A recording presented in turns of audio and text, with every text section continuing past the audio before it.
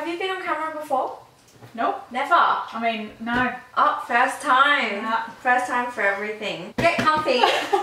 Introduce yourself. Hi, I'm Erika. I run a business called The Sleep Department, and we focus on getting babies into routines so that everyone in the family can thrive rather than just survive on sleep deprivation. Absolutely, and I am thriving. Yes. So thank you, Erika. No worries. So I've basically gotten you guys to ask some questions about sleep training and everything you want to know in regards to getting your babies to sleep, etc. I would highly recommend getting a sleep consultant. Erika has been amazing. Do you offer the like ongoing support with all clients? Yes. Okay. So basically she offers what is it called? So overnight stays. Yes, we have overnight stays, we have programs, and they're all catered to what your child is going through. So we offer unlimited support because obviously every baby is different, they're not robots, and so that means that any issue that we come across along the way, we can troubleshoot it and figure out what's going on, because there's always a solution to what's going on. We just have to listen to what our babies are saying. And I feel like it's more about, oh my god, sorry. I feel like it's more about teaching the parents and, you know, giving them the information and the tools. Yes. And just giving them the information. Yes, because babies don't have sleep issues. They're meant to wake up. As Skye will tell you, we didn't make, you know, Forrest is only 3.5 months. We didn't make him give up any feeds. He's still feeding twice overnight. Everything's just more predictable. So, and more structured. Yes. And I know what to do. Yeah, and as a result, he's a happier baby. He's very chilled, as I saw earlier.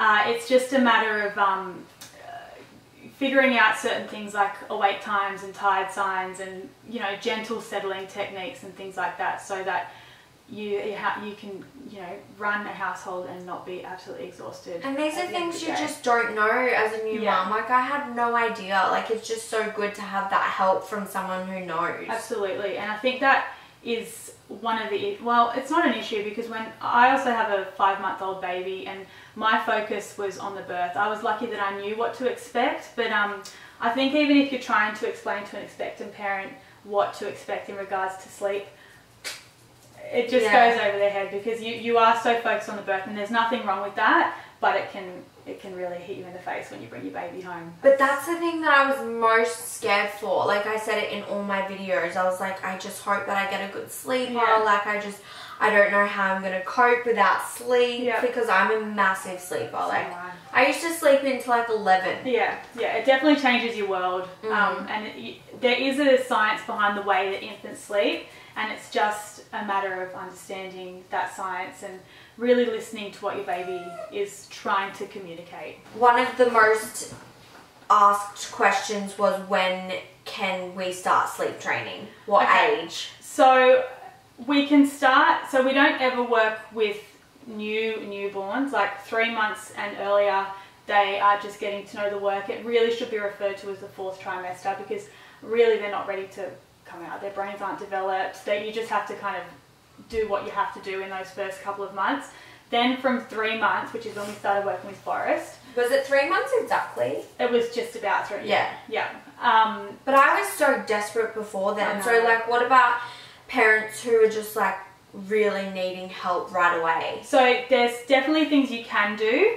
The main things that we focus on is awake time. So a newborn can typically only stay awake for 45 to 60 minutes.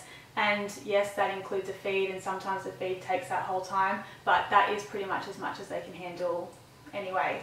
That would be my best advice for newborns, is just focus on awake time. And if you can, try and pop them down awake for one of their naps, you know, pat them off to sleep, but really just enjoy the newborn bubble, because I think there's too much pressure on us getting it perfect and having a baby into a routine, but it's just not really possible, and everything changes so quickly at that age as well. And every baby's so different. Yeah, absolutely. So we can start foundations from 3 months, which is when we started with your baby and when I started with my baby. And by that I mean really focusing on the right awake times for them, watching their tired signs. I know with Forrest, we figured out that his tired sign was a fist in the mouth. So how do you know though? It's what I do. Yeah. So over the what years, should we look for? What are the tired so signs? the typical, I mean, you've got your obvious ones like yawning. You've got fist in the mouth, which is what Forrest does, and which is what my son does as well. Yeah. Tugging of the ear, like pulling on their ears, which can be confusing as well because babies will do that if they're teething. Staring into space, which is quite common with newborns. But every baby has their own tired sign. You just have, the best way to figure out what it is to understand how long your baby is meant to be awake for, and then just watch what they're doing at that time. So if your baby's on an hour and 15 awake time, watch what they're doing at that time. Like I know my son will shove his fist in his mouth and just kind of stare off into space, and that is our cue for him to be ready. So and like I need to sleep. We saw that earlier with Forrest, is that it was getting close to that time. It was about an hour and 10 minutes. Yeah. And well, I noticed he starts getting really whingy. Yeah. Like not happy and content. Like he's like, yeah, and that's like, oh, go to bed. Exactly. That's your first indication that he's ready to go down. So they are some common ones, but you know, like I said, babies all do different things. So it's a matter of just watching them at that time and seeing what they do. And you will get to know your baby. 100%. Okay, so I'm just gonna go through some questions that you guys have had, and hopefully you can answer them and just give you guys some more knowledge, and hopefully this video is helpful. But if you do want to contact Erika, I will leave all her details and everything down below. How do you get a 3-year-old excited about bedtime? I don't know if that is relevant because you just focus on babies, right? No, we work with toddlers as well. You do? Yep, Okay. yep.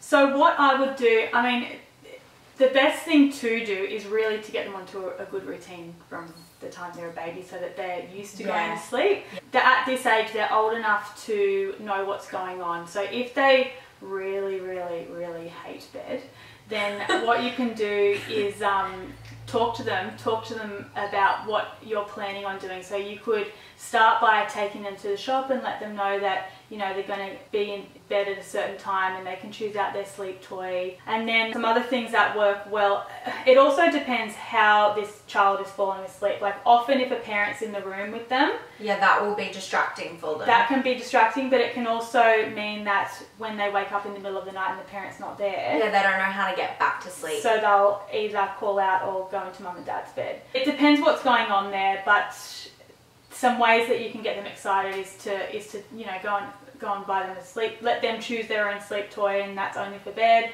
Some other things that work are kids guided meditations. If your child has like just a light sleep issue, then often just sitting in the room with them with a child's meditation can help them to feel nice and safe and secure. Ultimately, it would depend how this child was falling asleep, what their days looked like, how they woke up, whether they woke up in the middle of the night, how they fell asleep. It all depends on so many different factors. Yes. You can maybe have a read and you pick some questions you think are good. Is she advised to get rid of the dummy? Yes, that's a good question. Yes. So I'm not against the dummy. The dummy is great for newborns. I think it looks so cute for photos. It does, I know. You can get That's about it though. So they're great for newborns. They're a really great settling tool, and newborns have a really strong sucking reflex, so it helps to settle them really well. The only time I would advise to get rid of it is when you notice that it's an issue. So if your baby is spitting it out and you're having to replace it 1,500 times. And it's waking them up and they don't have it. Yep. Then that is when it would be a good idea to think about getting rid of it. If you're happy to plug it in every, you know, however many times you have to do that at night, then don't feel pressure to get rid of it. It's only when it becomes an issue for you. And the other time that you might want to consider it is if your baby is waking up multiple times and you can see that it's affecting the quality of their sleep. So in this instance, not that Forrest was that attached to it. No, so he actually hates it. He spits it out. So it was quite easy for him to... Blessing in disguise, guys. Yeah. And we actually had one for my child and he was quite attached to it at 3 months. And we got rid of it cold turkey. And I know that sounds harsh, but we had a very gentle replacement. So I was in the room with him, encouraging him to fall asleep on his own, picking him up. I didn't leave him to cry, you know, once alone in the room. And now he sleeps like a champion without it for naps and nights, and so does Forrest. I feel like I'm such a strict mother. I'm like, nah, you're going to sleep. But you know what annoys me when people say, don't worry about his sleep, like it's not important. Like sleep is the most important at this age for any baby. Like, and it's so important for their development. And if you as their parent are waking up tired, then imagine how your baby's waking up. Exactly. Well. If your baby is in a good routine, doesn't have any sleep associations, and by that I mean dumming, feeding to sleep, rocking to sleep, if they're able to actually fall asleep on their own and they're waking up, especially before midnight, because that's when a baby is in the deepest part of sleep, then there's a reason for it. There's a reason for everything. And usually it's because your baby is overtired. So we'd have to look at how much sleep did your baby have that day, what time did they go to bed, were they awake, you know, a little bit too long before bedtime. So there are reasons for all of that. There's a science behind it. We didn't make it all up and just pull it out of thin air. There are reasons why this happens for our babies. How bright should the nightlight be? I recommend not having a nightlight at all. Really? Because I've got the glow. Look, the red light is meant to be the best light. Yeah. For some babies it can be distracting, so if you find that is distracting for your baby, then get rid of it. Darkness is the best way to go. But again, it is dependent on your baby. So with Forrest, for example, it doesn't affect his sleep. I feel like because he's had it for so long, he's fine with it. Yeah. Basically just don't want anything too bright. Yeah, as I found with the day naps, it was because the room wasn't dark enough, and that's why he wasn't sleeping. Yep, and now he's a champion day sleeper. Absolutely. Well, this is one for you. What was the hardest thing about it? Sleep training? Yeah. To be honest, I kind of knew a little bit of what to do before I'd even contacted you. Yeah. It was just getting that reassurance that, yeah, you're doing the right thing, you're on track. I didn't find it hard at all because I knew that he was crying for attention. Oh, this sounds really bad. It makes me sound like I knew... There was no reason why. Yeah, I knew that he was safe. His nappy had been changed. He was fed. He was full. He just needed sleep. Like, I knew that. I knew that's what he needed. So, for me, I didn't really find it hard at all. Even him transitioning into the cot, into his nursery, like, it was a little bit sad, but I'm so thankful that I did it now. Yeah. And I'm thankful that he will grow up with that structure and routine. Just while we're talking about Forrest, so that you know the kind of routine that he's on now, he'll go to bed around 7-ish, depending on what time his last nap of the day was. He'll have a dream feed at 10:30, and then he'll wake up around 4 for a feed. So because he's only 3 and a bit months, so he still needs those feeds overnight. So we're not taking away anything he needs. We're not going to resettle him. I always say that we guide our babies, but they set the pace. So even if we decided that we were going to get rid of that 4 a.m. feed, he needs it. So he would have let us know that he needed it, and we would have reintroduced it. Not that we would do that. And like he's gone a full night before without any feed. So it's like, I know he's not going to die. Yeah, even if he can do it when he's ready. You know that he's capable of doing it. But everything is so safe, so I'm just like so confident in the whole process. Yeah, absolutely. What you said before about the reassurance is that's the whole point that we have the unlimited support, is because when you don't know, you know, your baby randomly wakes up after 10 minutes of a nap, you just need to be able to bounce your thoughts off someone and just know that and just get that reassurance and be like, oh, is it okay that he's crying? Like, I know his nappy's been changed, I know he's not hungry, like, is it okay for me to let him, you know, resettle himself? Yeah. And I swear by it. I'm like, it's actually changed my life. Yeah. Like, I'm just so happy with where we're at right now. Yeah. Swaddle or sleeping bag? This is a good question. It's personal choice. It just depends on your baby. So my baby and Skye's baby, they're both in Love to Dream. So basically it's just like a little sleeping bag. It's like a bodysuit sleeping bag. Yeah, and his arms are up like that. I just love it to have a part of the routine. Yeah. Like, I love being able to like put him in the suit and zip it up so he knows, okay, I'm being zipped. Yeah. I'm in my cot, like it's time to go to bed. The predictability of the routine. Yeah. So swaddle is good until your baby starts rolling. So as soon as your baby starts rolling, that's when you want to start either putting them into a sleeping bag called Turkey, or Love to Dream have transition suits where you have one arm out and then you put the other one out. How long did it take for Forrest to go onto a regular night schedule. Pretty much adapted. Like I remember the straight first away. night. Yeah. Like he did really well. It's still not exactly the same every night, but it pretty much is. Like it's pretty predictable now. Yeah. But yeah, he adapted so well. But it was probably because I had already had the nighttime routine in place. It was just a few adjustments that needed to be made. Yeah. Does Forrest sleep in a co-sleeper bassinet or with you guys at night? Or none?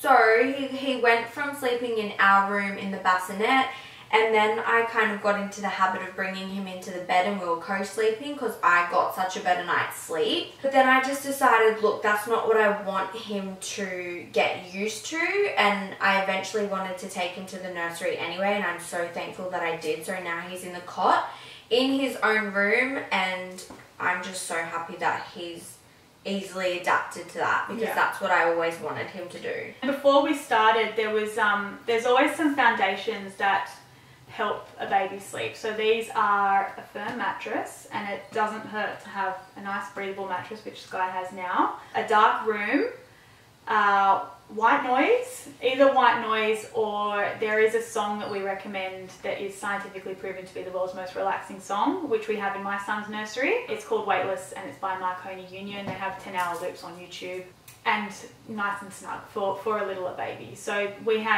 did all of that with Forrest. We made sure his awake time was spot on, and on the first night I remember you put him down and you're like, he's not crying. Yeah.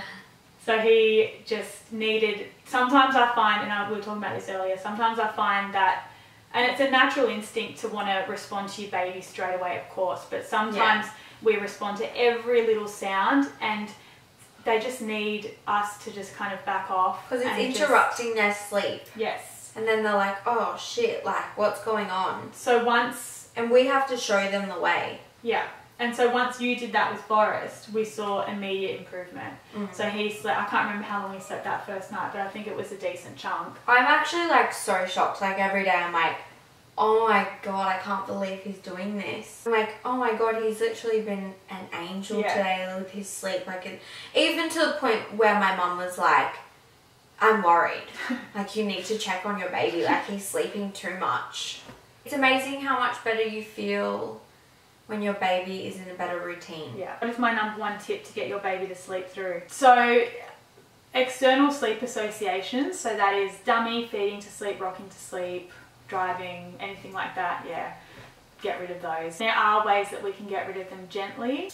You know, if you didn't want to hire a sleep consultant, there's really just a handful of techniques out there. Every sleep consultant just amends it to their experience. So you could even Google it and try and do it yourself, but then if you felt like you needed extra support, then that's when you would get a sleep consultant in to help you with that. I just feel like the support's so amazing. Yeah, absolutely. It's a matter of recognizing what the issue is, having a plan in place, definitely knowing that night one is the hardest, especially at bedtime, and that is often where parents will think it's too hard, or they'll try different things within a half-hour period. What we need to remember is that our babies don't know they're meant to be asleep at certain times. They just start to understand the predictable steps that get them there. So if we have a solid bedtime routine, if we help them gently learn how to fall asleep, then they can do the rest. And it's just a matter of sticking to a consistent routine.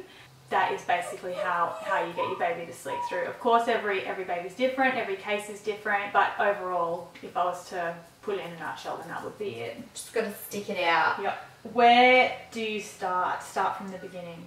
If you were going to do sleep training on your own, then you would recognise what the issue is and find a technique that you were comfortable with and stick with it.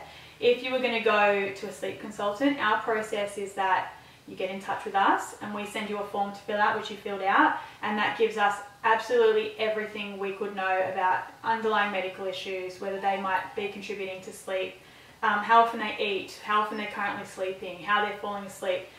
Everything that we need to know is in there, and then we would come back to you with what we can help with, and we take it from there. We would jump on a call to make sure that we're all on the same page, prepare you for night one, and then you'd go into it. So in regards to what to expect going into it, the way we do it is that for the most part, you're in the room with your baby, comforting them as they need if they will allow you, and that takes time because your baby's used to falling asleep feeding or with a dummy or whatever it is. So it's just a matter of helping them know how to fall asleep without doing that stuff. And then each night gets better and better, and you have to really count every single tiny win, because you have to be committed to it as well. Yeah. When you have a step back, it can feel like, oh, it's not working. But if you remember how far you've come, then that is what motivates you to keep going. Do you have to stay home in order to do the sleep routine? At night, obviously, it's best to stay home. If you've got something planned, like a holiday or anything like that, then I would always advise, that's going to be within that 2-week period of doing the sleep training, then I would advise to hold off until you're home. At night, it's best for them to be in their sleeping space. Also in the day, but we need to have the flexibility in the day, because each day you can have a set time-based schedule, but the reality is that we have stuff to do in the day and it's hard to stick to that. So for at least a week or so in the day, it's good to stay home so that you can build those foundations. But we completely understand that, you know, you've got swimming lessons or you've got lunch or whatever it might be, and you just need to work around it. So you can time your baby's nap in the car or in the pram or something like that. And if it all turns to crap while you're out, you just get back on track the next day. How long does it take to, it depends on the baby, yeah. Well, no, that's a good question. How long does it take to get them? So another reason that we have the unlimited support is that if we're not seeing significant changes within 3 nights, then we switch tactics. Like it's very rare, and we like to give it, you need to be on the program for a couple of weeks, but if after 3 nights we're not seeing one change at all, then what's our baby trying to tell us? See, that's how quickly they learn. Yeah. It's crazy. Yeah. 3 nights is all you need to commit to. That's incredible. Yeah. And that can make it easier, because often when you're at the beginning of it, even 2 weeks can feel like there's no light at the end of the tunnel. Whereas if you just commit to 3 nights and just be consistent with 3 nights, and then we reassess on the morning of day 4 and we figure out, okay, are we on the right track here? Do we need to make some adjustments? Then that is how we work it. Yeah, it's honestly, I've just loved having the support. And like, even though I kind of know what to do, I still text you anyway. Yeah. Do you notice that? You're like, God, like she knows what to do, but I'll just tell her anyway. But yeah, it just becomes so much easier, and you eventually know what to do on your own. Today, for example, Skye had messaged me when Forrest had a 3-hour nap in the morning, and he'd woken at 11, and she asked me, oh, what time should he go to bed? Yeah. And in my, I don't know why, blonde moment, I said 1:30, and that's just way too much awake time for him. Yeah, I was 2.5 thinking hours. like 2, because then I asked you, I'm like, really? And then you're like, yeah, because he had that big nap in the morning, and I'm like, okay. Yeah, but then Skye messaged me after an hour and a half and said, oh, he's getting tired, like his fist in his mouth, maybe he's ready for bed. And I said, I don't know why I said that. I actually meant 12:30, not 1:30. But you start to learn your baby's tired signs, and Skye did that really well, but she still has that support to bounce off, and the information is usually accurate that I give, but but some I just wasn't thinking. So yeah, that's a good... Maybe she was testing me. Yeah, exactly. But you have figured it out. And sorry. Okay. Is the dog trying to get in? Oh, someone's breaking in right now. No. Pretty much that is a bunch of your questions answered. I hope that you guys have found this video really helpful. I would highly recommend getting a sleep consultant in just for that like support and knowledge, and they are trained to do this, so it's always good to have someone who knows exactly what they're doing to help you, because like first time mums, like it's honestly so hard. It's hard, yeah. So hard. So it's just good to have that support. Thank you guys so much for watching. And if you wanted us to film another video, we probably can't, but I'm sure I can film a video and we can like maybe FaceTime Erika or just have any of your questions answered. I would just hand it over to Erika. Okay, thank you so much for watching. Mwah. Thanks.